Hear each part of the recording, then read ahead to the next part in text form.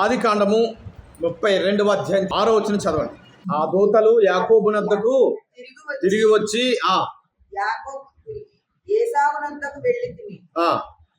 అతడు 400 మందితో నిన్ను ఎదుర్కొని వచ్చుచున్నాడని చెప్పగా యాకోబు మిక్కిలి భయపడి తొందరపడి ఏసావు ఒక గుంపు మీదకి. చాలండి ఇక్కడ మనం చూసినట్లయితే 6వ వచనంలో చూసినట్లయితే ఆ దూతలు ఎవరి దగ్గరికి వచ్చారంట? యాకోబు దగ్గరికి వచ్చి సమాచారాన్ని తెలియజేస్తున్నారు. ఏంటా సమాచారం అంటే, ఇదిగోనయ్యా నీ అన్న ఏసావు 400 మందితో నీ మీదకి తుఫాను వలె వస్తూ ఉన్నాడు. ఎంతమంది అంట? 400 మందితో నీ అన్న అయినటువంటి ఏసావు నిన్ను చంపాలని. ఎవరిని చంపాలని? యాకోబుని చంపాలని. ఎవరంట? యాకోబుని చంపాలని ఏసావు అన్నటువంటి అన్న 400 మందితో ఇదిగో మరి కత్తు కటార్లతో మరి చంపాలని ఉద్దేశించి తుఫాను వలె రేగి ఎలా వస్తున్నాడంట? చాలా కోపంతో వస్తూ ఉన్నాడు, కక్షతో వస్తూ ఉన్నాడు. ఎందుకంత కోపం అండి ఏసావుకి? అది ఆస్తి కాదు కానీ ఏంటంట? జ్యేష్ఠత్వపు హక్కును ఇదిగో మరి ఏం చేస్తాడు? ఈ యొక్క యాకోబు అన్యాయముగా మరి ఆ యొక్క అధికారాన్ని పొందుకున్నాడని నాటి నుంచి ఏసావు తమ్ముడి మీద కక్షగట్టి ఉన్నాడు, కోపముతో ఉన్నాడు. ఇప్పుడు నా తమ్ముడైనటువంటి యాకోబు పలానా ప్రాంతంలో ఉన్నాడని ఏసావుకి తెలిసినప్పుడు వెంటనే 400 మందిని, ఎంతమంది అంట?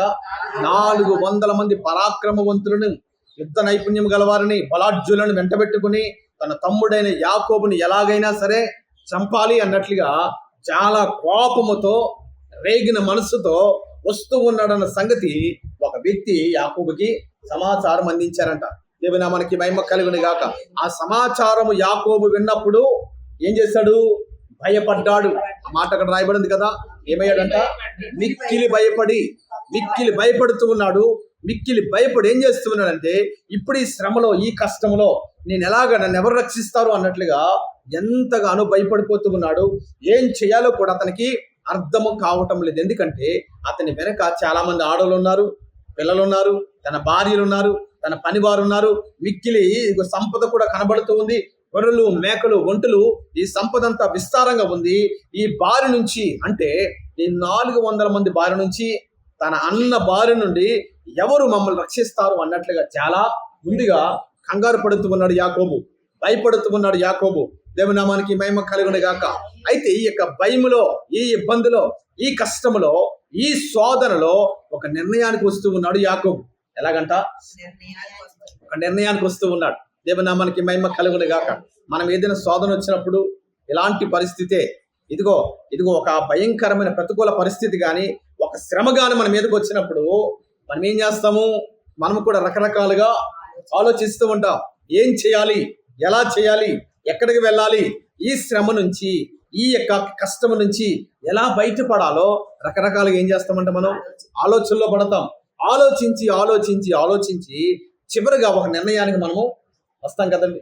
ఒక నిర్ణయానికి వచ్చి ఒక వ్యక్తి దగ్గరికి వెళ్ళాలనో, ఒకరిని కలవాలనో, లేకపోతే కొంతమంది వ్యక్తుల ద్వారా యొక్క సమస్యను మరి పరిష్కరించుకోవాలనో మనం ఏం చేస్తాము? ఆలోచిస్తాం. అంతేగాని ప్రార్థన చేస్తామండి? చెప్పాలి మీరు. అందుకని ప్రార్థన చేస్తామా? ఇలాగ రకరకాలుగా ఆలోచించి అవన్నీ కూడా వర్కౌట్ కానప్పుడు, వాటి వల్ల ఏ విధమైనటువంటి ఫలితం రానప్పుడు చివరిగా ఎవరి పాదాలు పట్టుకుంటాము? దేవుని పాదాలు పట్టుకుంటాం. అంతే కదండి. ఇది మనిషి యొక్క స్వభావం కదా. కాబట్టి ముందుగానే దేవుని పాదాలు పట్టుకుంటే దేవుడు ఏం చేస్తారంటే ఒక చక్కని మార్గమును మన కొరకు తెరిచి ఉంచుతాడండి. దేవుని నామానికి స్తోత్రం కలుగును గాక. ఇక్కడ యాకోబు కూడా రకరకాలుగా ఆలోచించాడు. ఏం చేద్దాం? మన దగ్గర ఎంతమంది ఉన్నారు? ఆ ఉన్న వారిలో ఎంతమంది యుద్ధం చేయగలరు? ఆ ఉన్న వారిలో నా అన్న వెనక ఉన్న 400 మందితో తలపడి ఎవరైతే యుద్ధం చేయగలరో అని ఏం చేస్తున్నాడు? లెక్కలు కడుతూ ఉన్నాడు, ఒక ఆలోచనలో పడుతూ ఉన్నాడు. ఇప్పుడు కానీ నా అన్న మీద కానీ నేను యుద్ధం చేసేటువంటి ఆ స్తోమత కానీ, ధైర్యం కానీ, సత్తా కానీ నా వద్ద ఉందా లేదా అని యాకోబు ఏం చేస్తున్నాడంట? ఆలోచనలో పడుతూ ఉన్నాడు. దేవుని నామానికి మహిమ కలుగును గాక. అయితే ఇతని వెనకున్న వారందరూ కూడా ప్రార్థన చేసేవారే గాని యుద్ధం చేసేవారు కాదు. అదే అబ్రహాము అనుకో, ప్రార్థన చేస్తారు, యుద్ధము చేస్తారు. దేవుని నామానికి మహిమ కలుగును గాక. అలా పెంచాడు అబ్రహాము. ఏం చేశాడంట? 318 మంది. ఎంతమంది అంట? 318 మంది ప్రార్థన చేయగలరు, యుద్ధము చేయగలరు. యుద్ధము చేయగలరు. దేవుని నామానికి స్తోత్రం కలుగును గాక. ఆ రీతిగా పెంచాడు అబ్రహాము. మరి యాకోబు ప్రార్థన మాత్రమే చేస్తారు, కష్టపడి గుడ్డిలాగా పని చేస్తారు, కానీ యుద్ధం మాత్రం చేయలేదు. కాబట్టి ఎలాంటి పరిస్థితిలో యాకోబు మిగిలిపోతూ ఉన్నాడు. ఇప్పుడు ఈ కష్టంలో, ఈ శోధనలో, ఈ పరిస్థితి కానీ వారికి చెప్తే నన్ను విడిచి ఏం చేస్తారు? భయంతో వెళ్ళిపోతారేమో, నన్ను విడిచిపెట్టి వెళ్ళిపోతారేమో. ఈ సమస్యను వారికి చెప్పకూడదు, నేనే ఏదో లాగా పరిష్కరించాలి అన్నట్లుగా ఒక నిర్ణయానికి వస్తూ ఉన్నాడు యాకోబు. ఏంటి ఆ నిర్ణయం అంటే చూద్దాం. ఇదే యొక్క అధ్యాయంలో కానీ మనం చూసినట్లయితే కనుక ఈ యొక్క 32 అధ్యాయము 26వ వచనం, 25 కానీ చదవండి. తాను అతని గెలవకుండుట చూచి 24 నుంచి చదవండి. యాకోబు ఒక్కడు మిగిలిపోయెను, ఒక నరుడు తెల్లవారు వరకు అతనితో పెనుగులాడెను. చాలండి, ఇప్పుడు 26 చదవండి. ఆయన తెల్లవారుచుంది గనుక నన్ను పోనీయమనగా అతడు నీవు నన్ను ఆశీర్వదించితేనే గాని నిన్ను పోనీయనను. దేవునికి స్తోత్రం కలుగును గాక. నీవు నన్ను ఆశీర్వదించాలి, నీవు నన్ను దీవించాలి, అప్పుడే నేను నిన్ను పోనిస్తాను, గాని లేకపోతే నిన్ను పోనీయను అని ఒక ఏం చేస్తున్నాడు? పట్టుబడుతూ ఉన్నాడు యొక్క యాకోబు. ఎవరితో? దేవునితోనే. దేవునికి స్తోత్రం కలుగును గాక. ఒక నరుడు దేవునితో ఏం చేస్తున్నాడు? పోరాడుతూ ఉన్నాడు. ఏటా పోరాటము? ప్రార్థనా పోరాటం, ప్రార్థనా పోరాటం. ఇదిగో మరి మోకాళ్ళ ప్రార్థన. ఆ రాత్రంతా కూడా ఏం చేస్తున్నాడు? దేవునితో వెనుగులాడుతూ ఉన్నాడు, పోరాడుతూ ఉన్నాడు, ప్రార్థిస్తూ ఉన్నాడు, అంగలారుస్తూ ఉన్నాడు, బ్రతిమాలుతూ ఉన్నాడు. దేవా నన్ను దీవించాలి, ఆశీర్వదించాలి. ఇదిగో నా అన్న 400 మందితో నా మీదకి యుద్ధానికి వస్తూ ఉన్నాడు. నా అన్నను నేను ఎదుర్కోలేనయ్యా. నా అన్నతో నేను కలిసి యుద్ధము చేసే సత్తా నాకు లేదయ్యా. నేను ప్రార్థన చేయగలను, లేక గొర్రెలను కాయగలను. నా వద్ద ఉన్న వారు కూడా అలాగే ఉన్నారు, కష్టపడి పని చేస్తారు, లేదా ప్రార్థన చేస్తారయ్యా. వారు కూడా యుద్ధము చేయలేరు ప్రభువా. కాబట్టి మీరే నా పక్షముగా యుద్ధం చేయాలి, మీరు నన్ను దీవించాలి, మీరు నన్ను ఆశీర్వదించాలి. ఈ దీవెనలో నీ యొక్క కాపుదల నాకు ఉండాలి, నీ భద్రత నాకు ఉండాలి, నీ క్షేమము నాకు ఉండాలని ఆ రాత్రంతా ఏం చేస్తున్నాడు? ప్రార్థన చేసి దేవుణ్ణి ఎరకాటంలో పెడుతూ ఉన్నాడు యొక్క భక్తుడైన యాకోబు. దేవునామానికి మహిమ కలుగును గాక. ఎంతగానో మొరపెడుతూ ఉన్నాడు, ఎంతగానో రోధిస్తూ ఉన్నాడు. తన యొక్క భార్యలను, పిల్లలను, పనివారిని, సకల సంపద అంతా కూడా ఏం చేశాడు? ఒక ప్రాంతంలో క్షేమంగా పెట్టేసి ఇతను మాత్రము రేవు యువతల మిగిలిపోయి ఏం చేస్తున్నాడు? దేవునికి ప్రార్థన చేయటం మొదలు పెడుతూ ఉన్నాడు. ఇందాక చెప్పాను కదా, ఇతను ఒక నిర్ణయానికి వచ్చాడని. ఆ నిర్ణయం ఏంటంటే, నేను నా దేవుని పాదాలు పట్టుకుంటాను, నా దేవుని మాత్రమే సహాయం అడుగుతాను, నా దేవుని వద్ద మాత్రమే నా గోడు వివరించుకుంటాను, నా దేవునితో మాత్రమే నేను పెనుగులాడతాను. ఎందుకంటే నా అన్న నా మీద కక్షతో ఉన్నాడు, పగతో ఉన్నాడు. ఎలాంటి కక్షతో, పగతో ఉన్న వ్యక్తిని నేనేం చేయలేను, పోరాడలేను. నన్ను చంపినా చంపొచ్చు, నా బిడ్డలను కానీ, నా భార్యలను కానీ, నా పనివారిని కానీ, నా సంపద అంతా కూడా అతను ఏం చేస్తాడు? నేలమట్టం చేయగలడు. కాబట్టి ఈ పరిస్థితుల్లో, ఈ కష్టములో, ఈ శోధనలో నాకు సహాయం చేసేది ఒక్కరు మాత్రమే. ఎవరైనా? ఆకాశమందు ఉన్న నజరేయుడైన క్రీస్తు మాత్రమే నాకు సహాయం చేయాలి అన్నట్లుగా దేవుని పాదాలు పట్టుకుని ఏం చేస్తుందంట? తనకున్నటువంటి బాధ అంతా కూడా, ఆ శ్రమను దేవుని చేతుల్లో పెడుతూ ఉన్నాడు, దేవుని చేతులకు అప్పగిస్తూ ఉన్నాడు. ఇదిగోనయ్యా, నా యొక్క అన్న గాలి తుఫాను వలె శరవేగంగా నా మీదకి దూసుకుని వస్తూ ఉన్నాడు. ఎలాగంట? తుఫాను ఎలా వస్తుందండి? గాలి తుఫాను వేగాన్ని కూడా ఈ యొక్క జ్ఞానవంతులు, మరి ఆ శాస్త్రవేత్తలు ఏం చేస్తారు? లెక్క కడుతూ ఉంటారు. గంటకి ఇన్ని కిలోమీటర్ల వేగంతో తుఫాను దూసుకుంటూ వస్తూ ఉంది. ఎక్కడి నుంచి? తుఫాను ఎక్కడ పుడుతుందంట? తుఫాను యొక్క ఇల్లు ఎక్కడండి? సముద్రమే. ఎక్కడ పుడుతుంది తుఫాను? సముద్రంలో పుడుతుంది. ఎక్కడ ముగిస్తుంది? మన ఇళ్ల మీద ముగిస్తూ ఉంది, అంతే కదా. సముద్రంలో పుట్టి మన ఇళ్ళన్నీ కూడా ఏం చేస్తుందంట? దాని ప్రభావాన్ని చూపించి వెళ్ళిపోతూ ఉంది. నాకింత శక్తి ఉంది, నాకింత సామర్థ్యం ఉందని ఏం చేస్తుంది? తన బలాన్ని మన ముందు నిరూపించుకుని పోతూ ఉంది. ఎవరు? తుఫాన్ అన్నమాట. అదే రీతిగా యాసాబు కూడా ఏం చేస్తున్నాడంట? రేగిన మనస్సుతో, కక్షతో, పగతో ఒక తుఫాను వలె, ఒక ఉదుర్దు తుఫాను వలె, ఇంకా పేర్లే ఉన్నాయి కదా ఈ తుఫాను పేర్లు, ఆ రీతిగా శరవేగంగా దూసుకుని వస్తూ ఉన్నాడు. ఈ క్రమంలో యాకోబు ఒక మంచి పని చేశాడండి. ఏంటంట, చాలా అద్భుతమైన పని ఇది. ఇది మనకు ఎంతగానో పాఠం, ఇది మనకి ఎంతగానో సందేశాన్ని ఇస్తూ ఉంది. దేవునికి స్తోత్రం కలుగును గాక. ఎక్కడికి వెళ్లకుండా, ఎవరి సహాయాన్ని కోరకుండా, అటుపక్క ఐగుప్తు వెళ్లకుండా, ఇటుపక్క సిరియా వెళ్లకుండా, ఇటుపక్క ఫిలిస్తీన్ల సహాయం కోరకుండా ఎవరి సహాయం తీసుకున్నాడు? దేవుని సహాయం మాత్రమే తీసుకుని ఉన్నాడు. దేవునికి స్తోత్రం కలుగును గాక. ఈ పరిస్థితుల్లో నన్ను విడవకుండా, నా మీదకి ఏ కత్తి రాకుండా నన్ను ఆదుకునేవాడు ఆ యొక్క ఆకాశమందున్న దేవుడు మాత్రమేనని దేవుని పాదాలు పట్టుకుని దేవుని సహాయాన్ని మాత్రం కోరినప్పుడు దేవుడు ఏం చేశాడు? సహాయం చేశాడు. దేవుని నామానికి మహిమ కలుగును గాక. నేను దీవించాను పో అని చెప్పినప్పుడు వెంటనే దేవుణ్ణి విడిచిపెట్టాడు యాకోబు. దేవుని నామానికి స్తోత్రం కలుగును గాక. ఇప్పుడు అన్న చేరువవుతున్నాడు. ఎక్కడికి? అన్న మాత్రం ఆగలేదు. అర్థమవుతుందండి? దేవుడు ప్రార్థన విన్నాడు. రాత్రంతా చేసిన ప్రార్థన అంతా కూడా దేవుడు చాలా శ్రద్ధగా విన్నాడు. చివరిలో యాకోబుని దేవుడు దీవించి వెళ్ళిపోయాడు. దీవెన పొందుకున్నాడు. మరి శ్రమ తీరిందా? చెప్పాలి మీరు. శ్రమ తీరలేదు. ఈ తుఫాను వలె వస్తున్నటువంటి యాసావు మాత్రము ఎక్కడా ఆగలేదండి. అతడు అలాగే వస్తూ ఉన్నాడు, శరవేగంగా వస్తూ ఉన్నాడు, దూసుకుని వస్తూ ఉన్నాడు. ఎక్కడా కూడా యాసావు ఆగకుండా, శ్రమ తీరకుండా, శ్రమ ఆగకుండా ఆ శ్రమ యాకోబుని వెంబడిస్తూ ఉంది, వెంటాడుతూ ఉంది, భయపడుతూ ఉంది. చివరిగా మరొక పని చేశాడు యాకోబు. అదేంటో తెలుసా?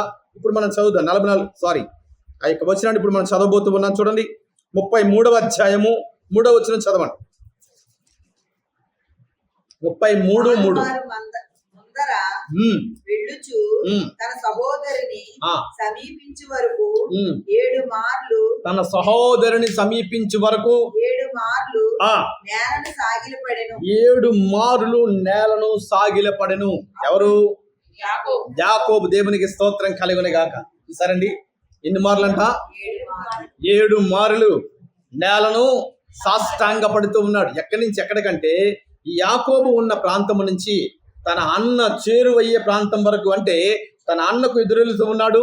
ఎదురెళ్తూ ఉన్నటువంటి ఈ క్రమంలో, ఈ దారిలో, ఈ మార్గములో ఎన్నిసార్లు సాష్టాంగ పడ్డాడంట? 7 మార్లు. దేవునికి స్తోత్రం కలుగును గాక.